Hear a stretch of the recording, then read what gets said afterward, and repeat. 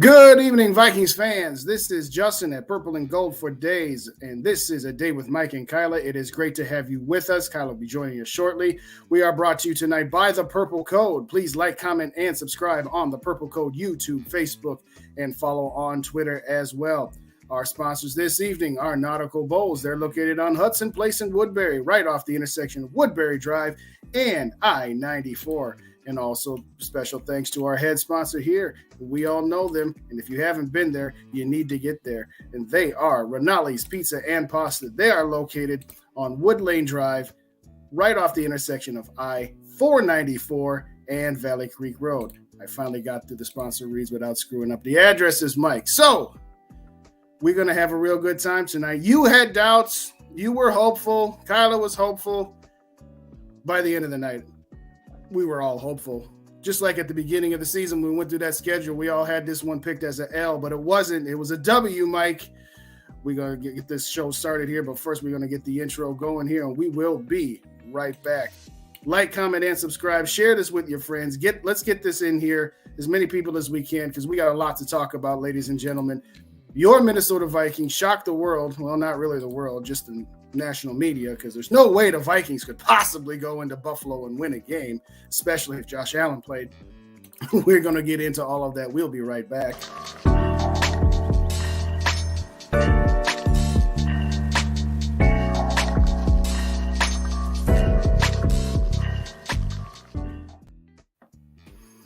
Minnesota Vikings are never going to make this easy, Mike. We're always going to be down to the wire, but you know what? Better to be down to the wire with any team, any place, anywhere, which means you can always come out with a W. We know that you were at that game, and I know you got some stories for us, but first and foremost, how are you this evening, my friend? Honestly, Justin, I'm fantastic, man. Like 8-1. I was predicting this Vikings team to be between 10 and 11 wins. They were already basically there, and we're not even close to December yet. There's still multiple games left. It's unbelievable, and I'm so proud of this team. This is the proudest I've been of a Vikings team in a long, long time. Yeah, I had them between 7 and 10 because that's what the Vikings always do. They just kept running it back. And like Rick said in our in the spaces you had earlier, whether you were on the side of let's run it back one more time and give this unit a chance, or let's just start the blow-up process. Whether you love Kirk Cousins or hated Kirk Cousins or somewhere in the middle like us, this is more than anybody could have expected. No matter what side of the Vikings aisle you were on, this is better than anybody could expect it. Shout out to Rick. He came in right off the bat. Give us a skull. Put your comments in there, ladies and gentlemen. What you loved about the game, what you might not have liked, because you could go both ways, Greg Joseph. I'm just kidding. Sorry, we're not going to do that right up. I want to say thanks and hello to Jason MC. Thanks for joining us all the way from distant Florida. Keep finding ways to win. That's right, Jason. That's it. Kyla is about to join us here shortly, so let me get this banner switched up here. So, again, If you're looking for a quick fix for dinner tonight or need a snack at halftime, go to Rinaldi's Pizza and Pasta on Wood Lane Drive. Mention the purple code. You will get a family discount. Same thing with Nautical Bowls. Let me get them back up on here, too. We got to give love to everybody here because that's what the Vikings are right now. It's just giving love to everybody. They're located on Hudson Place, like we mentioned just a moment ago. That all being said, a lot of good, a lot of bad, a lot of what in the world are we doing? Jason had him at 11-6, so there you go. Yeah, no, the reason I said 10-7 is because, again, with what this defense was last year and how many opportunities this Vikings offense could have put games away, to just simply assume that they were just going to instantly figure it all out would have been a bit of a stretch. But for me, this team has exceeded all regular season expectations at this point. Before we get too much further into that, we're going to bring the third member of our team in here. Miss Kyla looks to be ready to rock and roll. Let's get her in here, get her initial thoughts. Kyla! What's up, guys? How's it going? You didn't know what to say when I put you on the spot if they were going to win this game. So I'm going to give you a chance to redeem yourself. No, I'm just kidding. None of us. We all had our doubts there. How you feeling? Where were you yesterday, and how many times did you jump up and down when that game spun around? I almost felt a bit bad today. I was at the local football pub, and it's the Vikings pub of Vancouver because one of the owners, Cam, is a huge Vikings fan. And I actually apologized to some people behind me because him, me, some random dude who also had a Vikings jersey on, were just jumping up and down and screaming and hugging. And I was like, I'm sorry, guys. We're just so excited. This stuff never happens to us. No, it really doesn't. It's one of those deals where I am almost scared that at some point this luck is just going to come crashing down. But to some points that have been made in other areas, particularly during your spaces today, Mike, the term I use now is battle tested. You know, it doesn't mean that you only get so much luck and only so many good breaks. Good teams make their own breaks. And right now, this team just continuously finds ways. I don't know what in the heck. I said this earlier. I don't know what the heck Buffalo was thinking on that 4th and 18 coming out of the 2-minute warning where you had time to set up your defense and you're only going to rush 4. Now, you made a good point earlier, Mike, that they had been getting home with just 4 guys. But this is Kirk Cousins, and one of his weaknesses is that if you put pressure on him, particularly up the middle, you know, sometimes he's successful, sometimes not as much. But to just sit back there and let him have a clean pocket, that's the one thing you can't do against Kirk Cousins is give him a clean pocket. He's just as good as any other quarterbacks in the NFL with that kind of time. He had all day back there. He was not surrounded. He wasn't anywhere close to being touched, and he just threw an absolute dime. We'll talk about that catch that Justin Jefferson had, of course, but that throw was equally as ridiculous. I don't understand what Buffalo was doing. I don't understand what Josh Allen was thinking on either of his 2 red zone interceptions.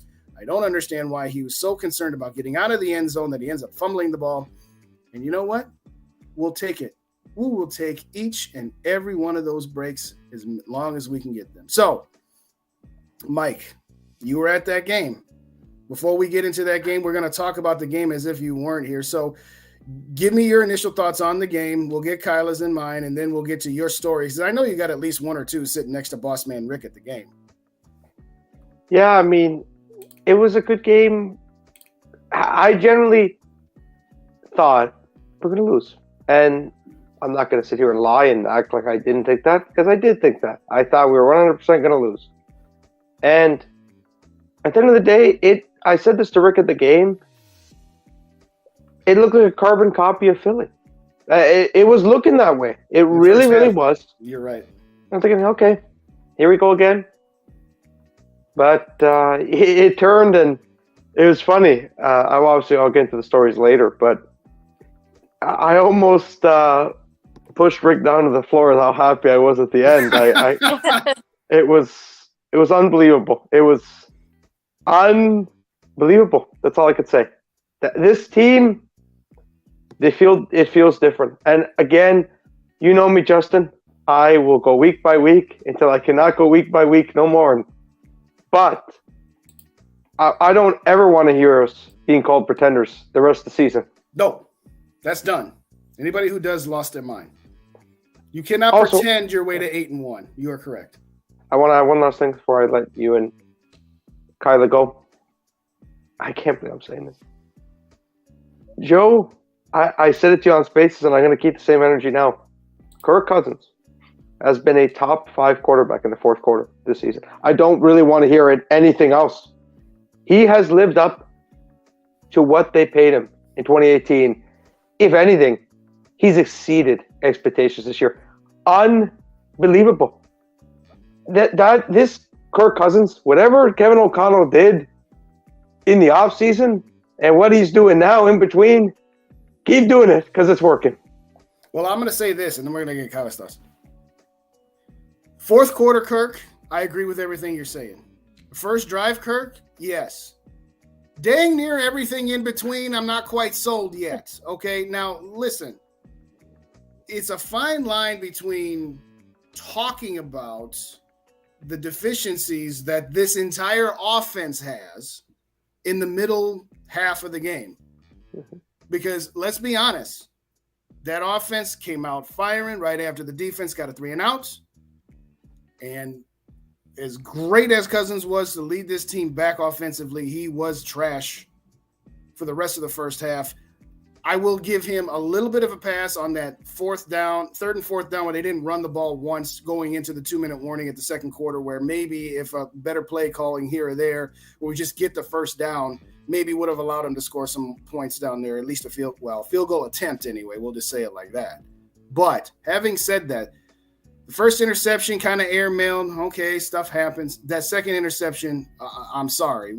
I'm not trying to take away any of the bouquets of flowers we're tossing at Kirk, because I'll still toss the bouquets of flowers with the end result of the game and what he did in the fourth quarter and as well as overtime. But that second interception coming out of half, where you kind of got jerry-rigged into being either not tied or now down 14. We're now down 14, and most brutal interception there. But came back with a victory. That's all we care about. Kyla, your thoughts. What is this? Why is this team so Jekyll and Hyde? Why? I don't know. There's so many things that are different from last year, but then so many things are the same. Like, I feel like we did that a lot. We did, like, it's like this year we do things exactly the same. And like last year we did things exactly the same. Like, we'd lose every game. At the end, the defense would usually, cough up points every half of every game last year. And then this year, we literally take the third quarter off, the second quarter off offensively anyways. And it's just like, there's no middle. Like, we're not playing in the middle of the game. It's either like maybe I think like most weeks we've seemed to be able to get a good first drive in to start the game. And then the offense doesn't show up again till the fourth quarter. And it feels like it's like that every week. And like, a part of me is just like, wow, it's super annoying how like Cousins was phenomenal, and he was throwing dimes, like that throw to Jefferson on the sidelines. I think it was, and he had a defender coming right in his face, like just a perfect throw. But it's like, where is this the rest of the game? However, the fact that we were able to score 33 points on a Buffalo defense is impressive. So it's like hilarious that I'm like complaining about the offense disappearing when we scored 33 points against one of the best defenses in the league. Like, it just doesn't make sense yet. No. We are. I said it a couple weeks ago. The only word I can use to describe this team is weird. It's just weird that offensively they start out hot and then they disappear for however long. And then defensively, we have a tendency to start out cold, and then they show up. I mean, you hold the Buffalo Bills, Josh Allen, at home to 6 points in the second half. That in and of itself, to me, I didn't have a chance to get into it because I was working, Mike, but I actually disagree a little bit. I think this game is more about the defensive performance, not only in the second half by keeping them off the scoreboard, but the fact of not letting them have 31 points up by halftime, despite all of the bad positions they got put in. Listen, they got a 3-and-out to start the game. We talked about that. Next 2 drives, give up touchdowns. Then you have the first Kirk Cousins interception, and the defense held them to a field goal. That game could have gotten out of hand right then and there. Then they get put in the bad position under the 2-minute warning where we fail on fourth down, give them extra life. So to me, this defense is the story of this team. We kept saying for weeks, well, the offense is supposed to be the strength of the team, and the defense is holding their end of the bargain, and at some point it's not going to be able to do so anymore. at some point you have to understand and just realize maybe they are just, that's who they are, is they give up points early, they give up yardage, but when needed, they'll come up with a key stop, they'll come up with a key turnover. I don't know what to make of this team. All I know is, as Jason just put in, I'm going to put that comment up here right now, they just find ways to win. End of discussion. And I'm just baffled, but I'll take it. Their red zone defense in the fourth quarter deserves massive props.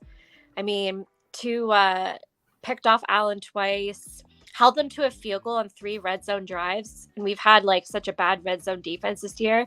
Like, yeah, I agree with you, Justin. They definitely saved our butts yesterday when they needed to. They definitely did. Sup, Skull Mafia. Thanks for tapping in. Hit that share button. Let's see if we can get some more people up in here. Mike. Yeah.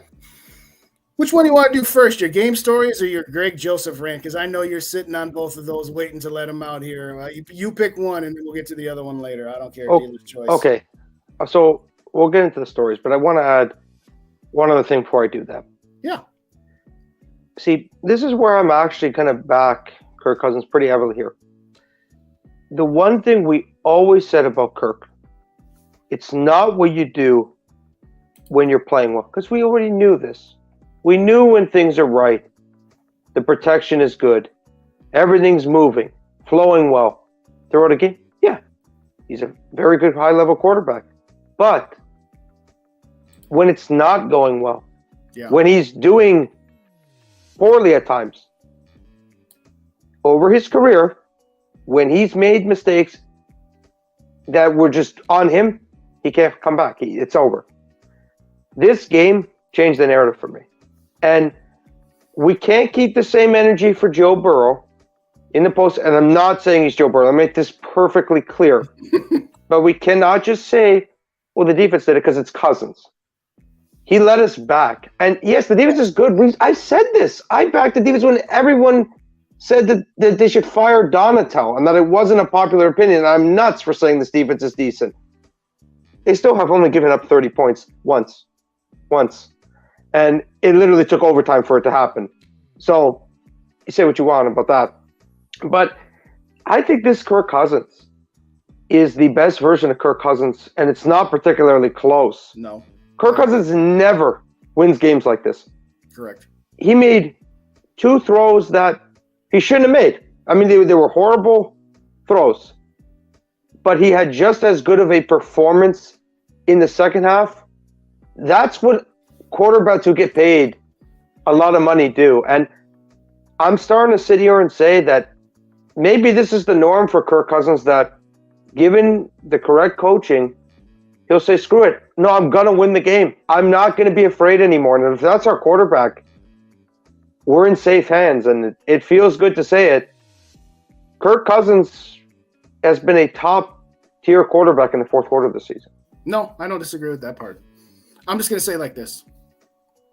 Whoever operates the scoreboard at US Bank Stadium just needs to put fourth quarter up there the whole time. After your first drive and you score a touchdown, after your first scored touchdown, just somehow magically change it to say fourth quarter. Hey, we haven't been to the locker room yet, but it says fourth quarter. I don't care. Pretend it's the fourth quarter. I don't care what you need to do. But, and again, you're going up against other NFL teams and NFL coaching staffs that are going to game plan you and do this, that, and whatever. It's just, I keep saying one of these days, but you know what? Who cares? As long as they come back in. I'll say this, where I will give Kirk Cousins all the mad props that I possibly can, is we made this point a few weeks ago.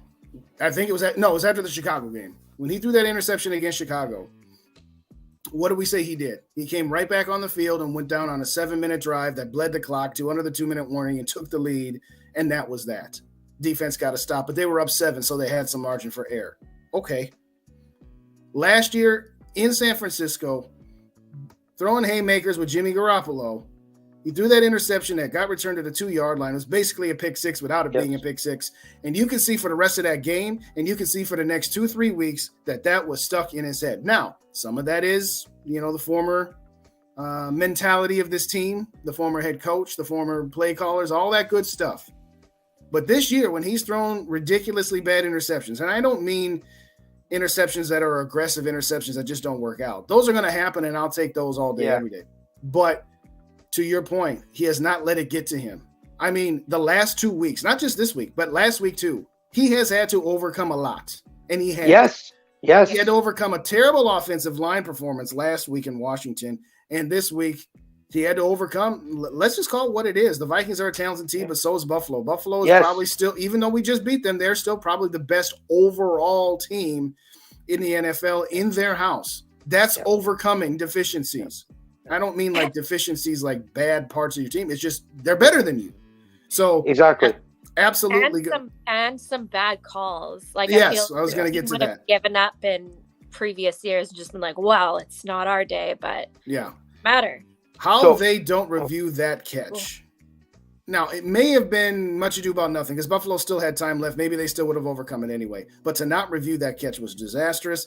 To have 12 men on the field on defense when we're at the 2-yard line trying to get this game over with is ridiculous. How do you not call that? And I didn't notice it because I didn't notice it later either. Justin, I was in a very, very weird headspace. I'm not going to watch that live, but I enjoyed every second of it by the end.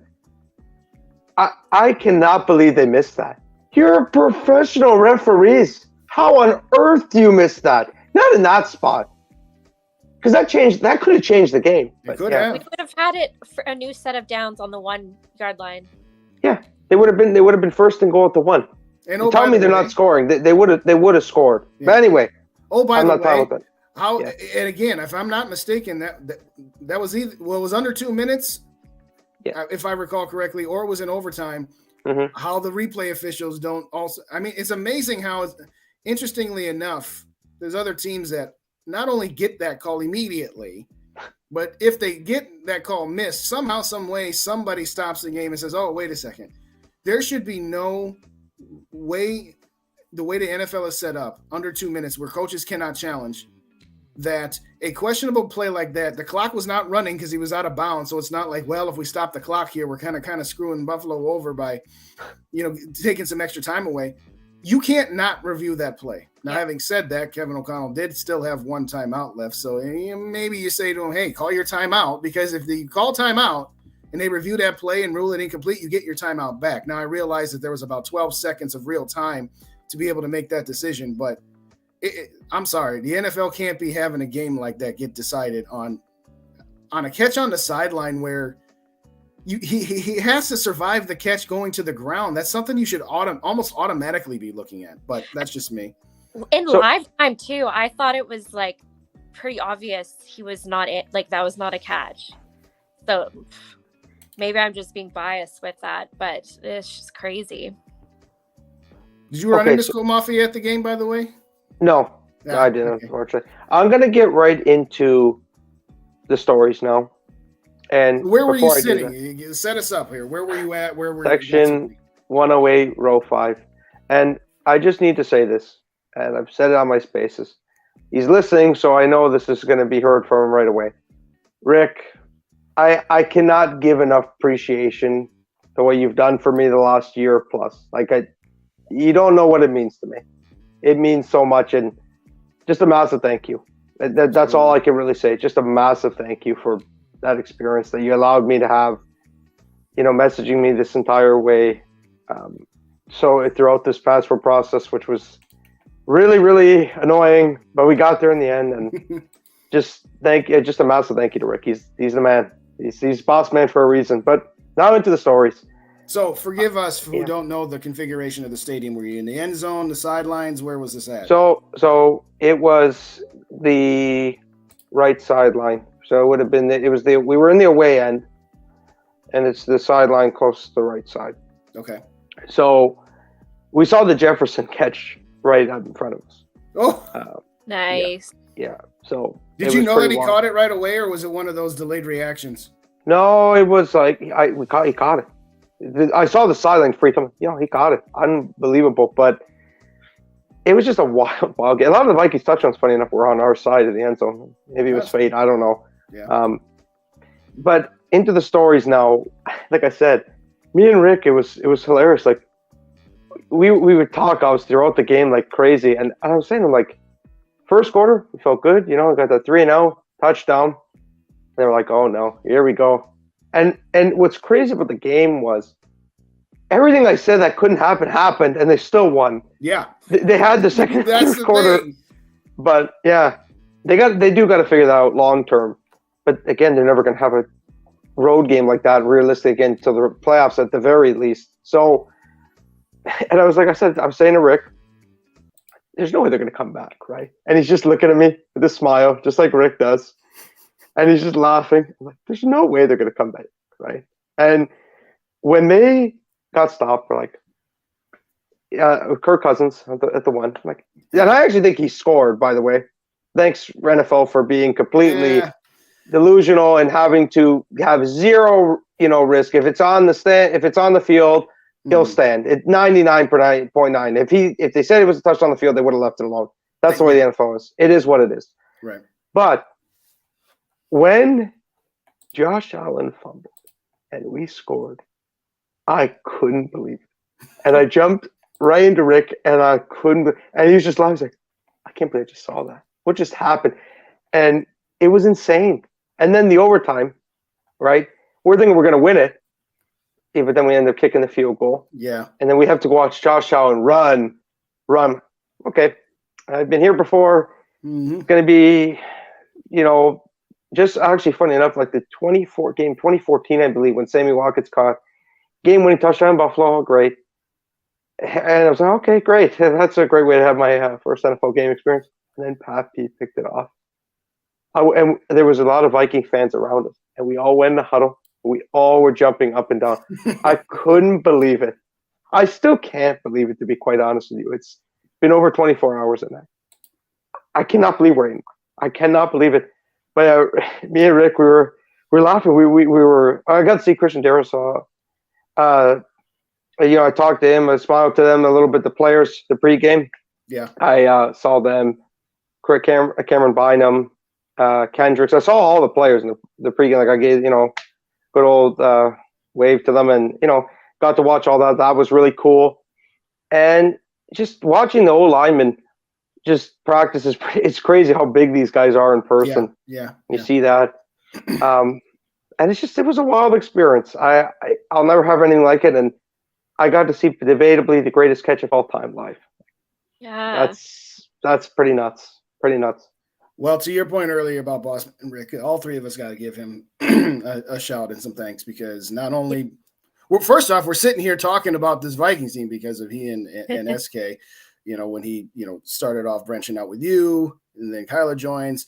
And I got to thank Rick for not being available week 3 in Seattle, so that, you put it out there, say, hey, can anybody come on? And I say, oh yeah, sign me up, put me in, coach. But all three of us have had the unique experience of experiences the game live with Rick. Now I only got the second half there, but and what's interesting is both games came down to pretty much the last play defensively. Last year against Pittsburgh when we were there, Harrison Smith knocked the ball away. Now, granted, even if he catches that, they still have to go for the 2-point conversion. But having said all of that, I guess he just brings the excitement there with him. So I'm glad you had a great time. We definitely going to have to find a way to get you into US Bank Stadium, though, Mike, because what I was going to ask you was, what was Bill's Mafia like? I mean, they've got the reputation. They see it. You can hear it through the speakers, through your television system. But in person, what was Bill Mafia like? That's why I gave Kirk so much credit. It was loud. Holy moly. Mind you, there was a good amount of purple. Like, the Vikings fan base represented quite well, considering it's Buffalo. Like, you're always going to be, right. Oh, man, that fan base, they're nice low. TV. Yeah. That's awesome. Yeah. But it was cool, man. It was. Yeah, he lived up to the hype. It was loud. It was a crazy, crazy game. Like, it was just, I can't believe it. I still cannot put into words properly, form a proper sentence to explain it, because it was insane. It was absolutely. Well, we're glad you had a good time. I'm going to ask Kyla what her version of the events were wherever she was watching it, and then I'll give mine. And then we're going to wrap and talk a little bit about Dallas, because we are actually going to try to get out of here at 8:15 Eastern time tonight, so that we're not going to hit an hour for 3 weeks in a row. That's the ideal plan here anyway. But, Kyla, so were you at this pub that you had mentioned earlier when watching the game? So Yes. Give us your brief synopsis of, like, let's just say the last 2 minutes from the 4th and 18 on and that sort of thing. Okay, so I won't be long, but one of the funniest parts, and I actually forgot about it until today, was when we got stopped at the goal line. Kirk didn't get in. We think like, oh, you know what? The game's over. And one of the other guys who's always at the bar, who's a Vikings fan, like every week as well. He was with his girlfriend and they left after that. No. And we're like, where did he go? Where'd Jules go? And they left. So I can't wait to see him next week and be like, do you know what happened or did you miss it all? Because that was just nuts. But I feel like all I can remember is just either being like, oh my God, or jumping up and down and screaming. It's like a blur. And I don't know, like, I feel like my chest still hurts today. Like my heart's still racing. Like I didn't sleep all last night because I was so like after the game, man. But yeah, just unreal. Like it's got to be like the best regular season Vikings game I've ever seen. Like for sure. Jason, thanks for tapping in. We appreciate you. Come on back next week as well. Hit that like, comment, and subscribe to the YouTube channels of the Purple Code, Facebook, Twitter, as well as the Purple and Gold for Days on YouTube as well, if you haven't already. I'm going to say it like this. I was sitting at my girlfriend's house. We were on her couch. And every time something bad happens, she just kind of look over at me like she's waiting for me to blow up or something. I keep looking, what? Nothing. Okay. All right. Okay. So CJ Ham scores. Greg Joseph misses. So, Mike, your Greg Joseph rant's going to have to be the minimal version if we do it this way. All right, I'll do it fast. I'm like, here we go. But when we got the ball back, because, again, the defense got the ball back right away, I'm like, you know what? You never want to miss an extra point. But this actually might be serendipitous because it's going to force the Vikings to actually go for a touchdown and be aggressive, which they ultimately ended up being. Now, because if Greg Joseph makes that extra point, Kevin O'Connell's got a choice on fourth down to kick the field goal to tie the score up or to actually go for it. So who knows, butterfly effect, how the game will actually play out. But when Kirk didn't get in, as soon as I saw the replay, CJ Ham was behind him. He was going to do I'm going to push my guy in. Well, Kirk got shifted just a touch by the oncoming defensive and offensive line guys so that Ham couldn't get his push in. And I'm just like, all right. Told you all at some point this was going to come back and, we weren't going to be able to overdo this. But before I said, I was like, they got one play. They need to find a way to get a safety here and get the ball back. And then we'll put Joseph in position to either win or lose the game. So when the whistle was blowing, I'm like, oh, they got the safety. We're still in this. And next thing I know, I see the guys jumping up and down from where, the cameras were, Mike. We couldn't see anything. I mean, it was just a scrum. And then I saw the blue beanbag that they throw when there's a fumble or an interception. I'm like, wait, did they get a touchdown there? And I jumped off the I never do that. I'll do that at the games or at the bar or something, but sitting on the couch, I don't do that. I'm like, I cannot believe that just happened. They fumbled into the end zone. It's one of those deals like it's the middle of the third quarter and you go for it from the 1 yard line and you miss it. Well, okay, now your opponent is backed up against the 1 yard line. They're on the 1.5 inch line, so to speak. Mm-hmm. And then I say to myself, all right, calm down. There's still 30, 40 seconds left, and this is Josh Allen. I don't know about this yet. So we're both like, that Ed Donatel defense that Mike is so proud of just let them go down the field, nobody near anybody for 3 straight passing plays, and they're just running out of bounds. We can talk about that in a little bit if we want to. That needed to be a little bit of a different scheme there after maybe 1 or 2 plays. But prior to that, on 4th and 18, coming out of the 2-minute warning, I thought the ball hit the ground. I could not believe that Justin Jefferson came up with that catch. I still, to this moment, the other guy had 2 hands on it. He had 1. He had to survive falling to the ground. He had to make sure that the ball didn't hit the ground and pop up out of nowhere, and he still somehow made that. I jumped up then too. And I jumped up one more time when Justin Jefferson got the ball out of bounds at the 2 yard line. And then one final time when Patrick Peterson intercepts the ball. Here's an idea, dude. Instead of taking 3 or 4 steps, put your hand up in the air before you remember to slide down to end the game, go down. See, Mike, that's what I was talking about a couple weeks ago against Arizona. That's the second time Patrick Peterson has done such a thing. Luckily, there was no one around here. And I'm yelling, get down, get down. My girlfriend's like, why? I'm like, because as soon as the play is over, the game is over. But he could fumble that ball, and if Buffalo gets it, it's not over yet. So all of this is to say I've never sat on a couch at home and jumped up that much outside of Minneapolis Miracle. Obviously, that's a different thing. But having said all that, you won that game, you lost that game, you won it, you lost it, you won it, you lost it. I don't know how much more my heart can take of this. Hopefully, the Dallas game will be slightly less stressful. She kept saying, "Do I need to get a blood do I need to check your blood pressure? I'm like, I think I'll break the machine with how high my blood pressure is right now. But I'm glad you were at that game, Mike. It's a once in a lifetime experience to have. I mean, it's fun just going to games, but to have, I mean, imagine if you're not a Bills fan or a Vikings fan watching that game. It's kind of one of those deals where you just see a good football game, like when we saw the Bills play Kansas City in the divisional round. That's just a heck of a game to be at, regardless of the fact that you had rooting interest. So I'm really happy that you got the opportunity to be there. Okay, so before I get into Greg Joseph, back onto another story that you just refreshed my memory on. I'm not lying about this. You can ask Rick; he'll confirm it. Rick pointed out that on the jumbotron that there was guys with their shirt off, and I looked at it and I said, "Okay, there's 3 of them. How many losses do the Bills have at the time?" I said, "If we beat them, Rick." He said 3. I said, "It's destiny." And I swear I'm not kidding. That was the first thing that came to my mind. Lo and behold, the Vikings won. The Bills have not 1, not 2, but 3 losses now. And it was an unbelievable experience. But yeah, that was the first thing that came to my head. I didn't even care. I'm like, well, they're dumb a little bit for being literally having their shirts off in the freezing cold, but I don't know if it's any more or less dumb than jumping into tables that are on fire. But hey, what do I? That's probably more than foolish. Yeah, but I respect the Bills fan base, but they like to go for it. I guess I can respect that. But anyway, and I have nothing but respect for the Buffalo Bills. On to Great Joseph, because I had to get this in. All right, Mike, we got a timer here because we're not hitting past 15 minutes. It is time to bring in a kicker for the practice squad. I'm not going to say to cut him anymore, because you can't. He literally has to screw you in a game. This is what is painful about it. This is what stinks about the whole thing, because you can't cut him because you'll completely screw over him around. But, and I mean this, but if Cameron Dicker is put on the Chargers practice squad, well, I guess you'd have to elevate him, right? Yeah, if the Chargers somehow miraculously cut Cameron Dicker after 3 or 4 good weeks and elevate Dustin Hopkins, and not playing around, and quite frankly, bring in a kicker to put on the practice squad. Enough, because he needs to be pressured. He cannot just be sitting all by himself. There needs to be another kicker in the special teams room. I've had enough of this. I'm sick of this. I don't want a repeat of the game. I will never mention, not during this season, at least.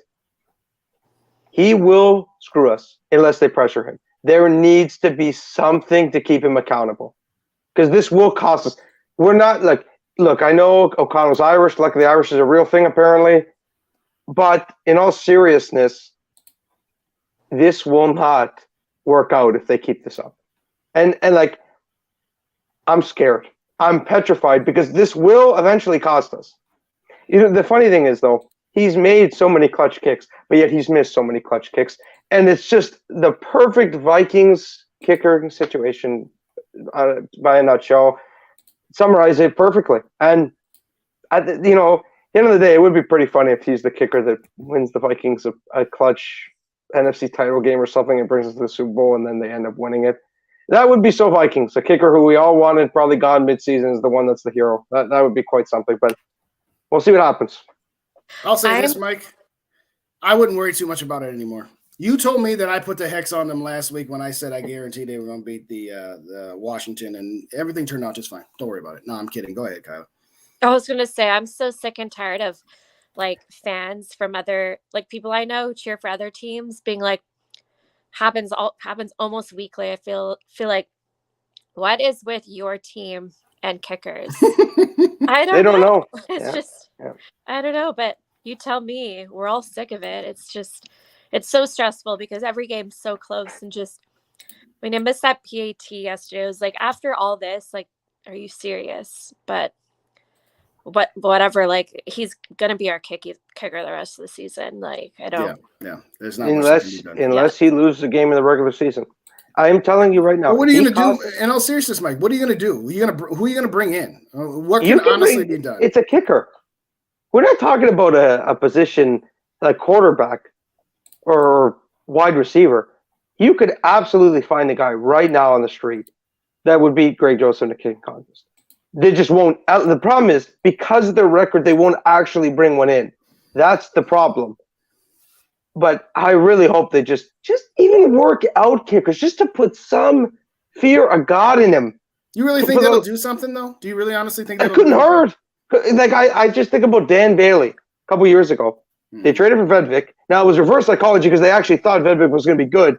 But it was a kicking competition. Yeah, how'd that Bailey go? ended up being like a Pro Bowl kicker that year. You might as well try, but yeah. All I'm going to say is this. I think if there was something that could have been done, it would have been done already. And I think that this is going to be one of those deals where that might be the one thing that really just kind of holds us back from truly feeling like, okay, we've got all our bases covered and we're just going to have to cross our fingers and throw a whatever to any powers above that you might believe, because they're not going to do anything. He could miss he could miss kicks against Dallas and we lose that game. They're not going to do anything because they got a short turnaround against the Patriots. He could miss a game-winning kick that loses us. So we could lose these next two games because of Greg Joseph's not going to do anything. I don't agree. I'm telling you, if he's the individual reason that they lose, like if they lost this Bills game, I think they would have cut him. I'm telling you, they're not going to just hand him the job. He has the worst extra point percentage in the entire league. The worst. And all 4 of his missed extra points were all important. It's just like he's like playing with our emotions, and then he saves himself every week. Like I said, it's the acrobat right in the tightrope, and somehow he keeps finding a way to get to the end right when it looks like he's going to trip. Or the man in the shackles with the water, and somehow last second he escapes out of the shackles and gets to the top of the. I don't know how he's doing this, but he's just keeping himself afloat. Honestly, oh God. Well, I'm going to say this. Luckily, we have Kirk Cousins in the defense to overcome, and that's what they have to do on multiple occasions. And right now, all right, we got 2 minutes left before we're going to get out of here. Let's try again. We don't do predictions for the next week anymore, but this portion of our Purple and Gold for Days, brought to you by the Purple Code, is sponsored by Rinaldi's Pizza and Pasta on Wood Lane Drive off I-94 and Valley Creek Road. And as always, if you are looking for a snack later tonight, go there or go to Nautical Bowls on Hudson Place. They are off I-94 and Woodbury Drive. Mention the Purple Code to either locations. They'll give you a family discount. Okay, your initial thoughts real quick on the Dallas Cowboys game. I feel like if Christian Darrisaw plays, that will be fine. We can talk about matchups this, CeeDee Lamb this, Dak Prescott, Kirk Cousins that, whatever. That Dallas defense has been the one reason that prior to the last 2 weeks and yesterday in particular that I've always said, well, I've got Dallas 4A and the Vikings 4B. Obviously, they're both slotted up ahead now because, Buffalo lost. But to me, it's always been that their defense has been further along up until this point than the Vikings have.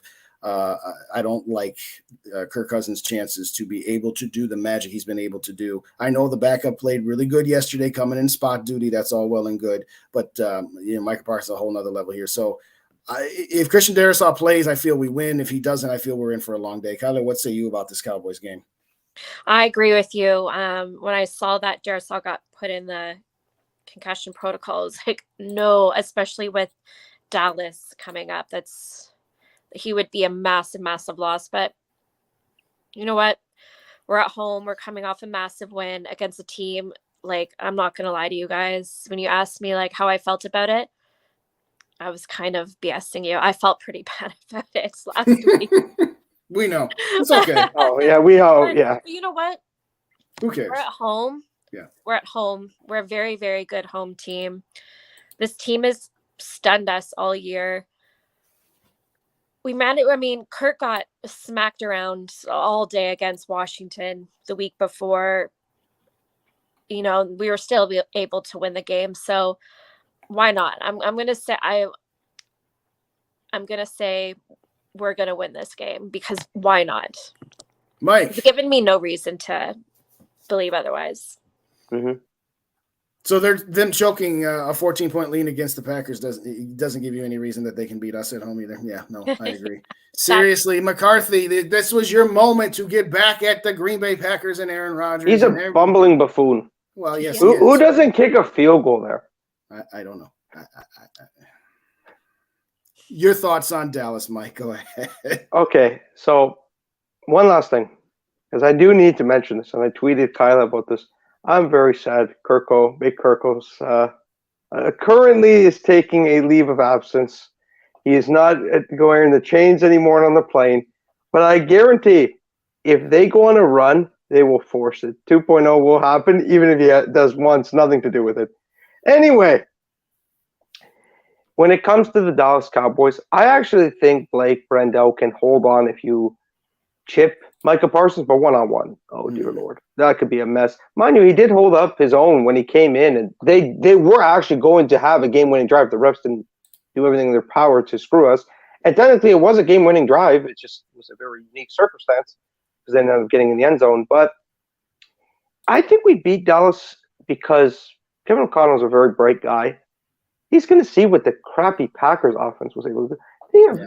Christian Watson had 3 touchdowns. Yeah. You don't think Kevin O'Connell could scheme Justin Jefferson open? I certainly hope. I'm pretty confident he can. Yeah. Like I said, my only concern is that line holding up. That's my only concern in this game. Our defense can handle Dak. I'm going to say one thing that might be either completely irrelevant or a very good bold prediction. Jalen Reagor might get utilized because if you looked what Watson caused, it actually wasn't him running great routes. We know he can't run great routes. He burnt them. And I'm not saying that Reagor is as fast as Christian Watson. I mean, if there was a race, it'd be extremely close.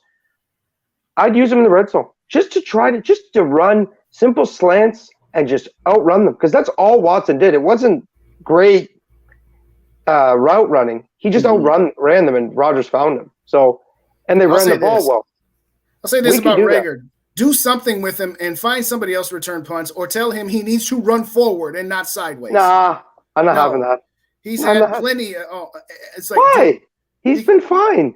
He's been okay at best. He hasn't fumbled. I'll give him that. That's what matters. You remember our punt return situation before he got here? I remember punt returners who, if they had 10 yards in front of them, would run forward and get at least 7 instead of trying to go side to side, try to take it to the house every time. That's what I'm saying. Get what is available to you and stop trying to hit a home run on every single punt return. That's all I'm saying, because he's had plenty of opportunities to where he could have had some 10s or 12s and only getting like 1s and 2s because he's trying to do too much. That's all. Well, he's had some 20-yarders too. Like it's whatever. Yeah, I get what you're saying, but I just be a safe pair of hands. Quite frankly, just give Kirk Cousins the ball in this offense because they're in their stride. Also, I know we got to end this very quickly. TJ Hawkinson, you have changed this offense. Adam Thielen has caught 1 deep ball the last 2 weeks, and that literally wouldn't happen if Irv Smith was there. No, I agree. And I know he's hurt, but I'm saying if Johnny Munn was the starting tight end, that is not happening. No, he has completely changed his offense. Thank you, Original, for tapping in here with us tonight. Yeah, no, we discussed that earlier, and you're definitely right. I don't know if that's the time you're referring to, where the guys Buffalo had 12 guys on the field, so it's a little more difficult there. Oh, here, he's got one more in. Is this a Kirk Cousins thing? No, I'm not sure. Well, didn't give anything. Cleveland knocked it to his backside. Vikings are not going to lose at home. Hey, we're not saying they're going to lose. We were just saying that. What was the previous message? Can you pull that up? First and goal inside the 5. End of the game in overtime with a chance to walk off and work backwards. I'm not going to brag about him. No, nobody was bragging about him. We were just saying that for a backup left tackle, when you're replacing a guy who's definitely going to be in the conversation for not only the Pro Bowl but All Pro, I'm saying we're saying that he. It wasn't him. It wasn't him. They got exposed through the middle. It actually wasn't him. If anyone, it was Bradbury or one of the guards. Yeah. Anyway. Original, thanks for tapping in with us here tonight. Like I said, if you don't already, please subscribe to the Purple Code on YouTube, Purple and Go for Days on YouTube, Purple Code on Facebook, Twitter. Everybody, hit that like, comment, and subscribe. Purple Code is going to have content every day of the week like we always do. We're back to our normal schedule. Rap and Dave will be on tomorrow night. The Great 8 will be Wednesday. Casey and James will be on Thursday. SK and Rap on Saturday, as well as the pregame and postgame shows post-haste. Your Vikings are 8-1. They went into Buffalo, the one game that everybody pegged as a loss. We came out with a W in Orchard Park. That's all I'm going to say. So, with all that being said, we're going to be back next week reviewing the game against Dallas. I'm not entirely sure what the schedule is going to be next week with America Thanksgiving in there, so keep it tuned to that. We'll have some announcements on the Facebook page. Oh, and again, if anybody following on Facebook, then the new page is called the Purple Code Backup Page because the original got hacked and is gone and lost forever. Oh, my darling. But having said all that, thank you, everybody, for joining us. It was great to have you with us as we tag out, as we always do. This is A Day with Mike and Kyla. We just want to see the Vikings win. What? Just one Super Bowl, just once before we die. Thank you kindly for joining us. Have a great rest of your evening. And go cheer on Washington, and maybe we can talk again about getting back to that 1 seed. Thank you, Kylie, and have a great evening. Good night.